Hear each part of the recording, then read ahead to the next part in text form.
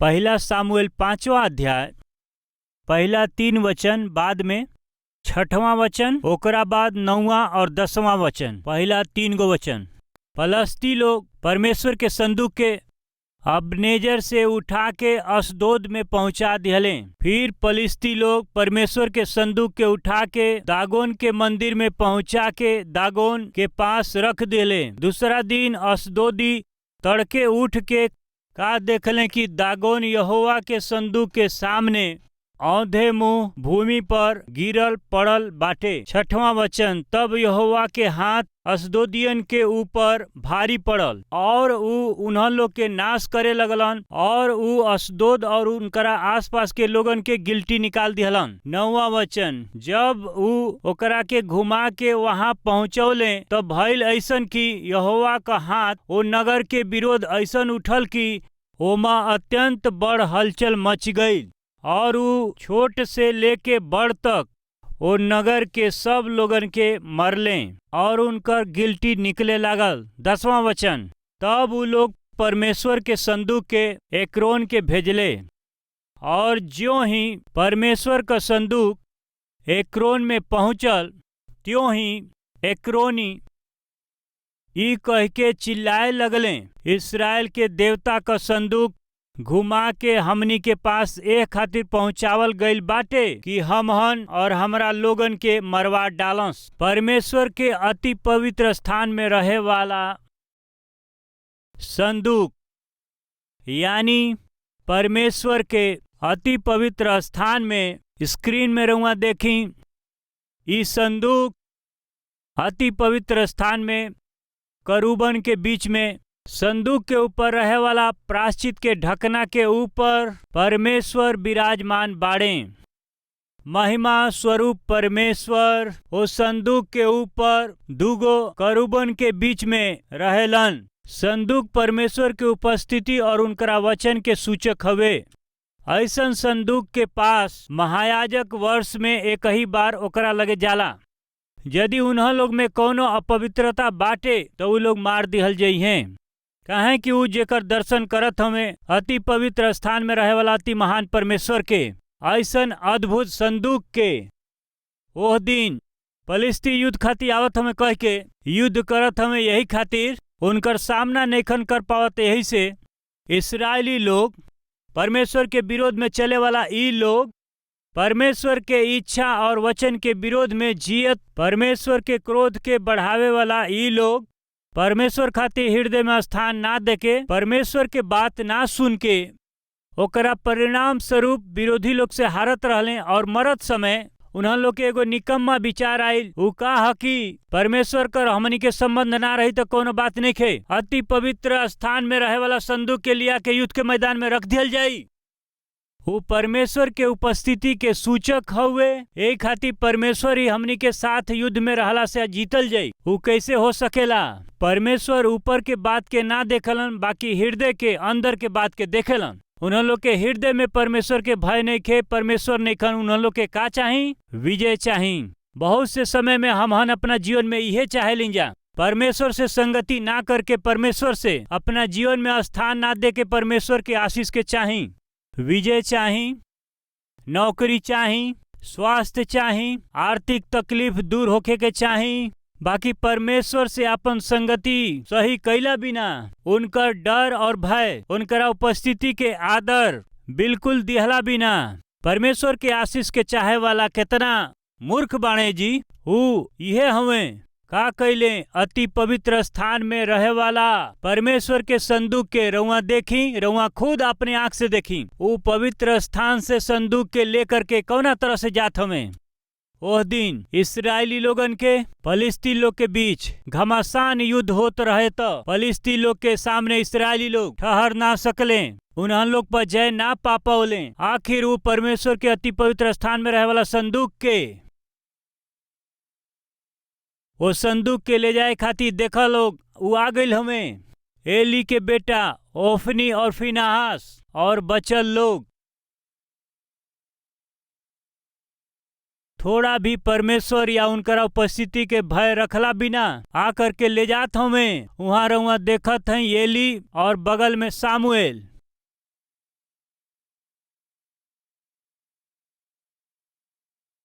वहां रहे वाला एली जब उस संदूक के ले जात हमें, तब एली याजक कहले तुम लोग संदूक काहे लेके जात हव? संदूक न ले जा, रुको जा। उ चिल्लात हमें, उ परवाह ना कैले, बात के ना सुन ले। इस संदूक हमनी के चाही, यदि युद्ध में जीते के बाद तो संदूक चाही कह के अति पवित्र स्थान में रहे वाला, आखिर अति पवित्र स्थान में रहे वाला वो संदूक के लेके युद्ध स्थान में आ गए। उन्हन लोग के हृदय में परमेश्वर खातिर स्थान न रहला पर भी युद्ध में, युद्ध भूमि में संदूक के रखला के जरिए वो सोचले विजय पा जाइल जाई ई कह के। बाकी उन्हन लोग के कईल गई गलती के कारण परमेश्वर का पवित्र संदूक शत्रु फलिस्तीन लोग के हाथ में चल गई।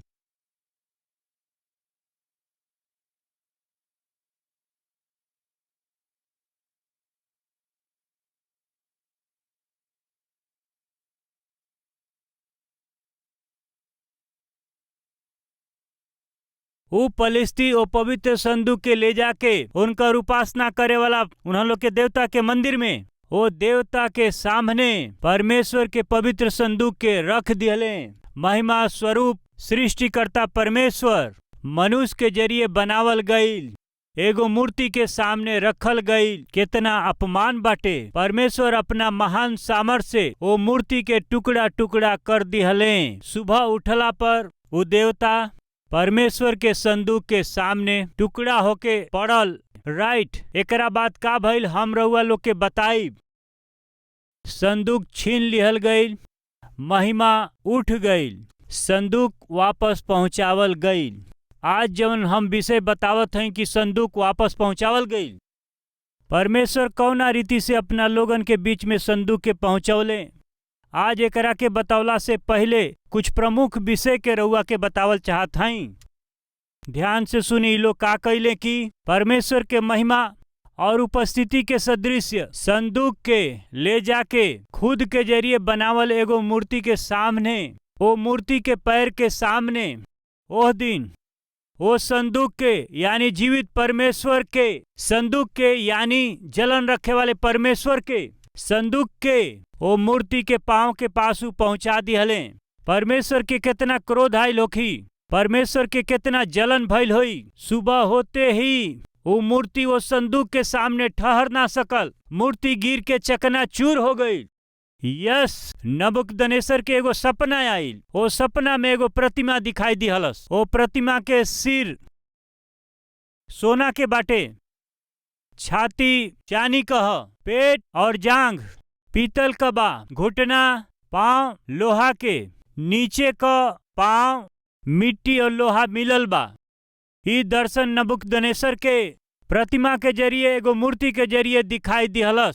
ओकर अर्थ का बाटे ना जान करके भयभीत भइला के समय में ही दानियल आके वो प्रतिमा के 5 भाग केकरा के संबोधित करेला, अद्भुत रीति से अर्थ बतौले। हे राजा, रउआ सुतल हनी तो रउआ सपना देखली। सपना में रउआ के एगो प्रतिमा दिखाई दिहलस, सिर सोना का रहे, वो आपका शासन हुए। ओकरा बाद दिखाई दिहलस चानी, वो मादी और फारसी लोग के शासन हुए। बाद में दिखाई दिहलस पीतल, वो यूनानी या ग्रीस लोग के शासन हुए। सम्राट एलेक्जेंडर वही समय में वो शासन कैले।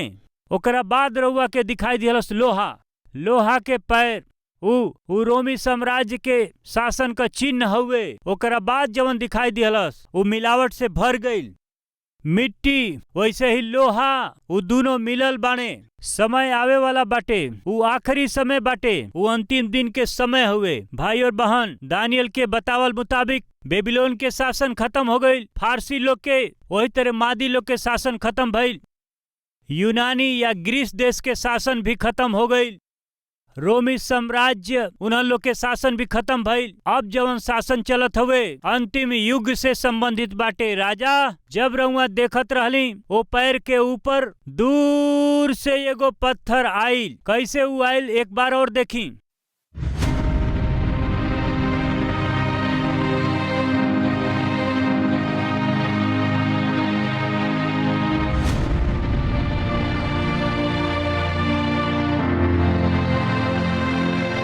जैसे ही वो पत्थर आके पांव पर गिरल, वो मूर्ति टूट के चूर चूर हो गई। टूट के चूर चूर भइल मूर्ति के देख के रहुआ चिंतित होके घबरा के रहुआ बहुते डेरा गईली। हाँ, ध्यान से सुनी। वो पत्थर आके कहाँ गिरल? सीधे पांव पर आके गिरल। पांव केकर सूचक ह? अंतिम दिन अंतिम समय के उ सूचक हवे। दूर से पत्थर आइल, उ पत्थर पांव पर गिर गईल, मूर्ति पूरा टूट के चूर हो गईल। हाँ, ये पत्थर कौना चीज के सूचक ह? मनुष्य लोग जौना के निकम्मा जनले, कोना के सिरा हो गई। बाइबिल में एकरा के हम देखे लीजा। उ पत्थर हमारा प्रभु यीशु मसीह के दिखावेला। अंतिम दिन में यीशु मसीह आवे वाला बना, उनकरा आइला से वो मूर्ति यानी सगरी शासन टूट के वो चूर हो जाई है। पंच तत्व पूरा पिघल करके नाश हो जाई। बाइबल में ही कह के स्पष्ट बाटे। ध्यान से सुनी जा। वही दिन हमनी का देखली जा, मूर्ति के लगे संदूक के लेके अइला पर उ संदूक का कैलस? प्रतिमा के तोड़ के चूर चूर कैलस। शीघ्र ही एगो पत्थर आवे वाला बा, उहे प्रभु यीशु मसीह हमें। ओ पत्थर के अइला पर ए पृथ्वी पर उ प्रकट भइला पर ए संसार में रहे वाला हर एक वस्तु जर के नाश होखे वाला बाटे। जे यीशु मसीह पर विश्वास करी, खाली उहे ही मसीह के साथ युग युग तक स्वर्ग में जिए जात हवे। जे लोगो मसीह पर विश्वास ना करी, वो सगरी लोग नरक में जर के और जरत रही है, ओमा संदेह नहीं खे। अब वही ध्यान से सुनी। वहाँ देखी, वहाँ मूर्ति बाटे, यहाँ देखी इहो मूर्ति हवे। दागोन के मूर्ति के पास संदूक के ले जा करके रख दिले। दया से सुनी जा भाई और बहन लोग, हमहन के देह पवित्र आत्मा के मंदिर ह, हृदय अति पवित्र स्थान ह। ये महापवित्र स्थान में इस संदूक के रहे के बा, यानी उनकर उपस्थिति परमेश्वर का वचन रहे के बाटे। इस संदूक रहे वाला इस शरीर अपवित्र स्थान में जैला के अनुमति नहीं खे। उ फलिस्ती लोग का कैले? परमेश्वर के संदूक के अपवित्र स्थान में लेके गईले। का हुए वो अपवित्र स्थान? जीवित परमेश्वर के एगो निर्जीव मूर्ति के पास ले जा करके वहां ले जा करके खड़ा कर दिहले।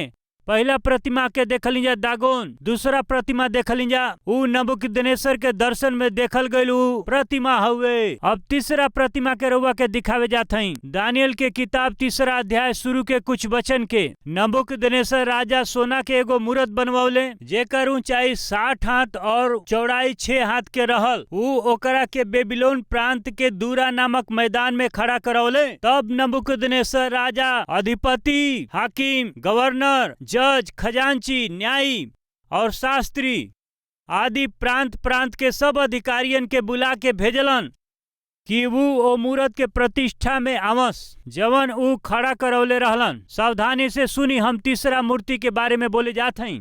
पहला मूर्ति के उ संदूक तूर के चूर चूर कर दिहलस। दूसरा मूर्ति मसीह के अइला पर टूट के चूर होखे वाला बाटे। अबे ए मूर्ति के सामने का होखे वाला बा? सावधानी से सुनी जा। वही दिन नबूकदनेस्सर राजा एगो प्रतिमा खड़ा करौले। ओकर ऊंचाई 90 फीट और चौड़ाई 9 फीट। देश में रहे वाला 8 तरह के अधिकारियन के उ बुलवावत हवे। आमंत्रण पत्र भेज दिले। आमंत्रण, इनविटेशन देश में रहे वाला लोगन के पास पहुंचल, देश में रहे वाला अधिकारी लोगन के पास पहुंचल और देश में रहे वाला हर एक भाषा के पास पहुंचल। निमंत्रण पूछत हई भाई और बहन लोग, ए दिनन में तोहन लोग के पास कोनो निमंत्रण आइल बाटे?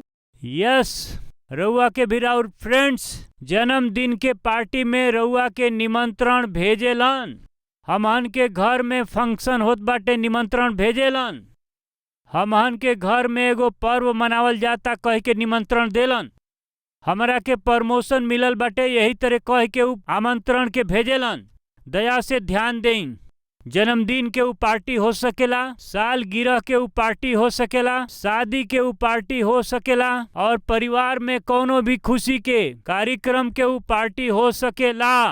प्रमोशन के पार्टी हो सकेला या फिर वेतन के बढ़ला के खुशी के पार्टी हो सकेला। फिर जौना कंपनी में रउआ काम करीला ओमा मुनाफा भइल बाटे ओकर पार्टी भी हो सकेला, या फिर वीकेंड पार्टी हो सकेला, या फिर तोहरा दोस्तन के पार्टी हो सकेला, या फिर सहकर्मी लोग के साथ मिलके पार्टी हो सकेला। सहज रूप से ई सगरी भी सबसे पहले ई न्योता दिहला से ही शुरू होला, आमंत्रण से ही ई शुरू होखेला।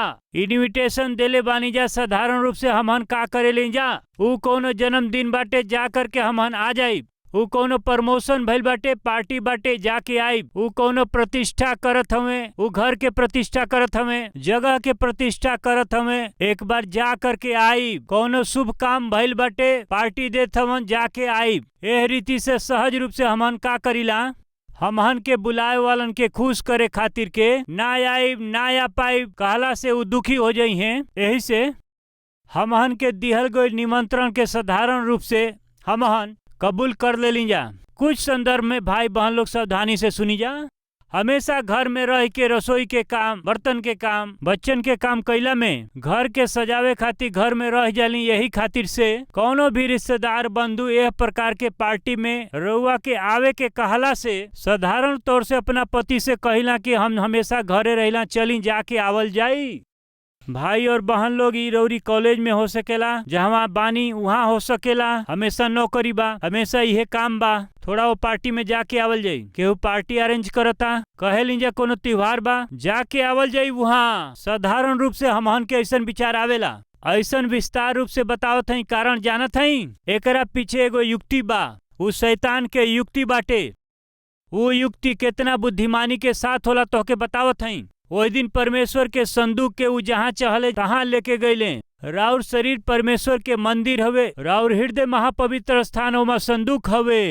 ए शरीर के जहाँ चाही वहाँ ना लेके जा सकीला।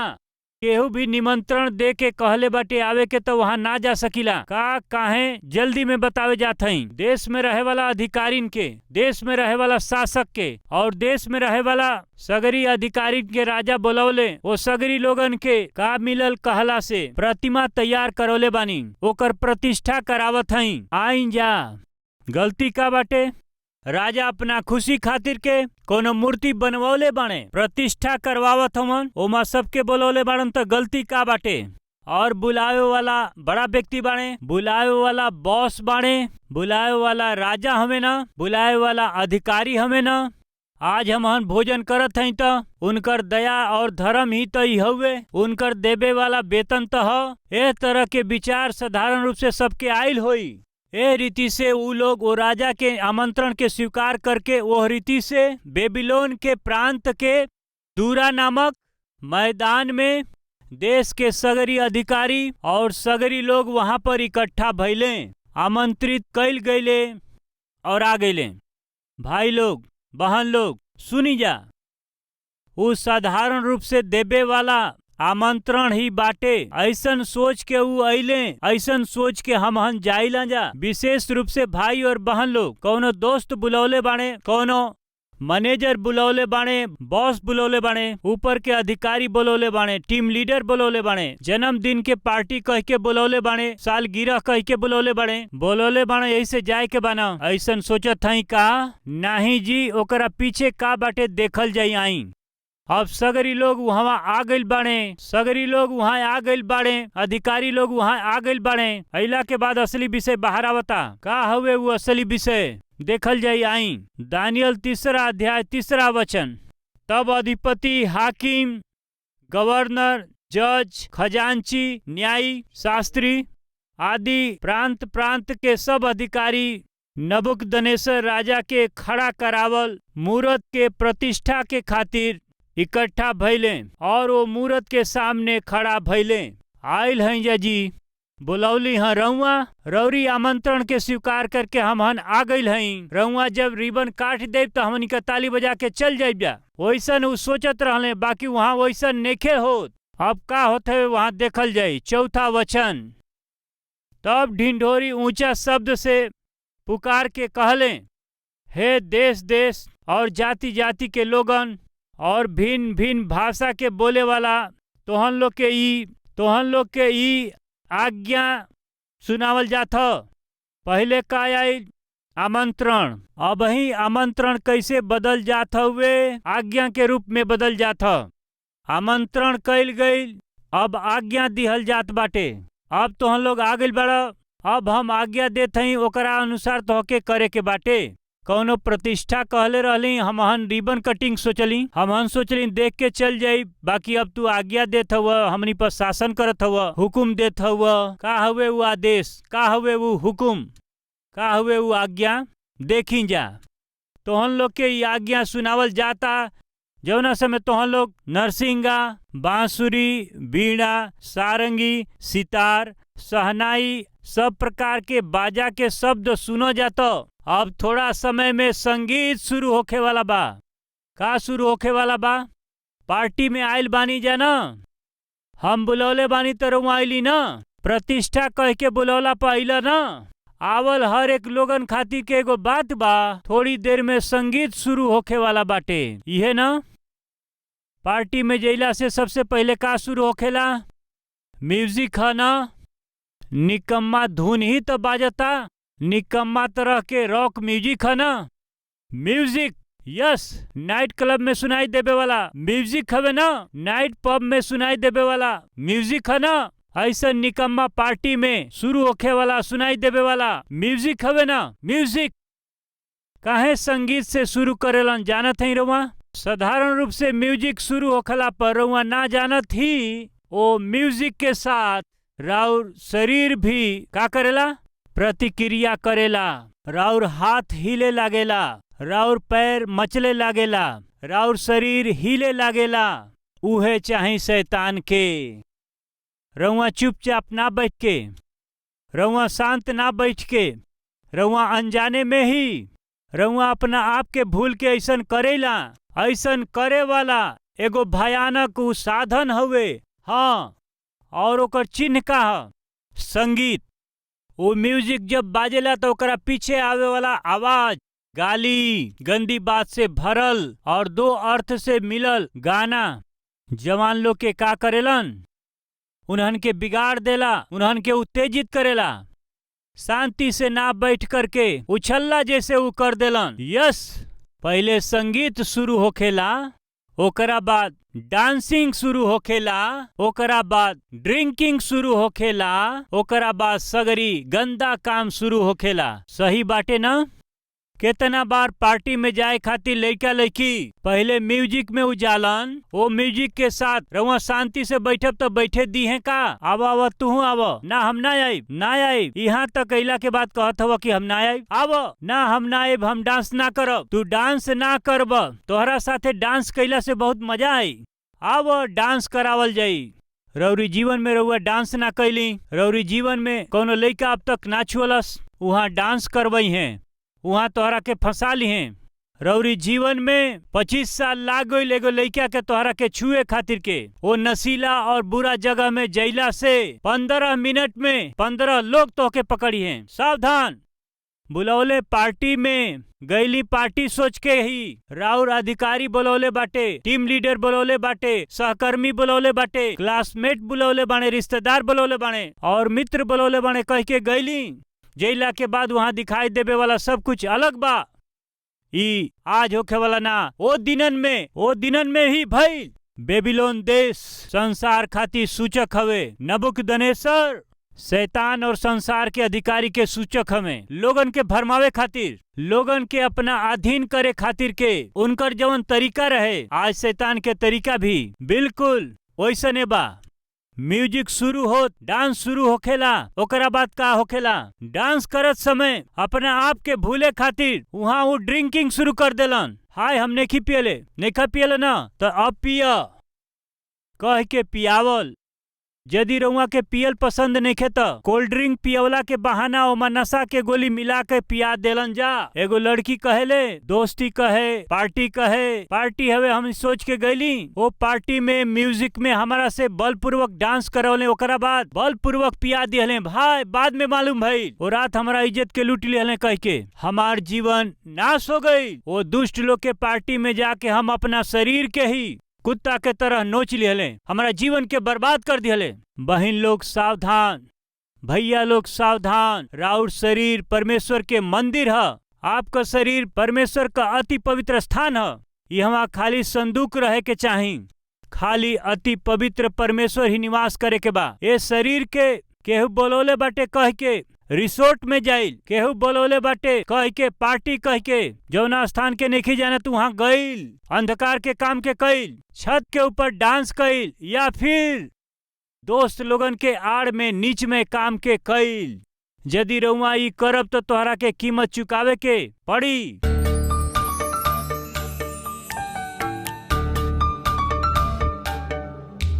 पवित्र परमेश्वर पिता अद्भुत और श्रेष्ठ वचन के द्वारा हमनी से बात कैली। संदूक के पिताजी इसराइली अपनी मूर्खता के कारण खुआ दिले। फलिस्ती लोग ओकरा से खेलला के कोशिश कैले। जहाँ चहले उ लोग संदूक के लेके गईले।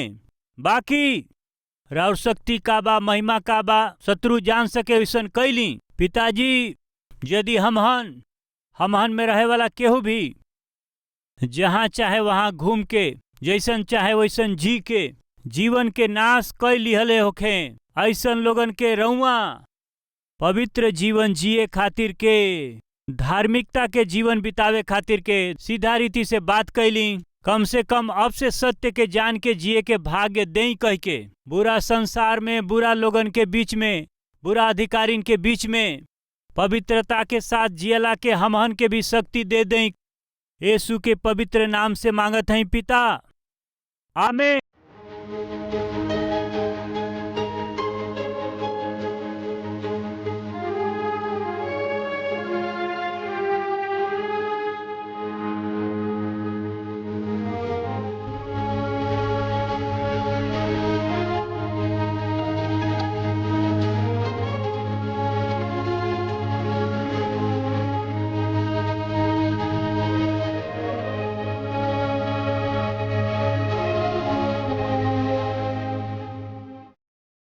हमार पता बा Calvary, post box number 30, Kukatpally, Hyderabad 72।